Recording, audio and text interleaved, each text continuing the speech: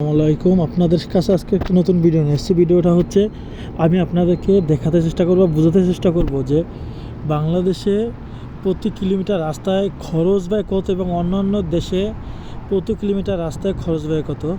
চলুন সময় নষ্ট করে আমরা জেনে আসি বাংলাদেশের প্রত্যেকটা সেক্টরে বা রাস্তার কথাই বলি, রাস্তায় কিলোমিটার প্রতি কত খরচ হয়। অন্যান্য দেশে বাংলাদেশের মতো এত খরচ হয় না, কিন্তু বাংলাদেশের তাদের মতো এত সুনির্মাণ হয় না, নিম্নমানের নির্মাণ হয়, এত খরচ কীভাবে হয় এবং অন্যান্য দেশে কিলোমিটার প্রতি কত খরচ আর বাংলাদেশে কিলোমিটার প্রতি কত খরচ সেগুলো আমরা দেখে আসি। চলুন। বাংলাদেশে প্রতি কিলোমিটার 2 থেকে 5 মিলিয়ন ডলার, যা বাংলাদেশের প্রায় 20 থেকে 60 কোটি টাকার মতো, এবং অন্যান্য দেশে কত সেটাও আমরা চলুন দেখে আসি। যুক্তরাষ্ট্রে কিলোমিটার প্রতি 3 থেকে 4 মিলিয়ন ডলার, যা বাংলাদেশের 20 থেকে 30 কোটি টাকা। এলাকা ভিত্তিকে সেটা আরও বাড়তে পারে।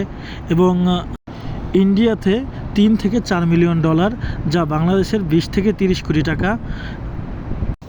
চীনে সেটা 3 থেকে 5 মিলিয়ন। আর চীনে এত বেশি হওয়ার কারণ চীনে অনেক আঁকাবাঁকা রাস্তা এবং পাহাড় উপর দিয়ে রাস্তা, বিভিন্ন নদীর উপর দিয়ে তারা বিভিন্ন প্রযুক্তি খাটিয়ে রাস্তা তৈরি করে, সেজন্য তাদের একটু বেশি হয়ে থাকে। ইউরোপে সেটা 3 থেকে 15 মিলিয়ন হয়ে থাকে।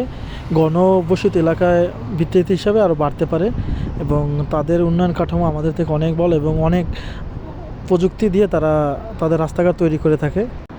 বাংলাদেশে প্রতি কিলোমিটার 2 থেকে 6 মিলিয়ন অথবা প্রায় 20 থেকে 60 কোটি টাকার মতো হতে পারে শহরের ভিতরে। বিভিন্ন দেশ উন্নতের সাথে আমরা মিলব না, কারণ আমাদের দেশে দুর্নীতিতে ভরে গেছে, হরিলুট চলছে। আর এই দীর্ঘ 16 বছর অনেক হরিলুট চলছে। ভালো লাগলে লাইক, শেয়ার, কমেন্ট করবেন। আসসালামু আলাইকুম।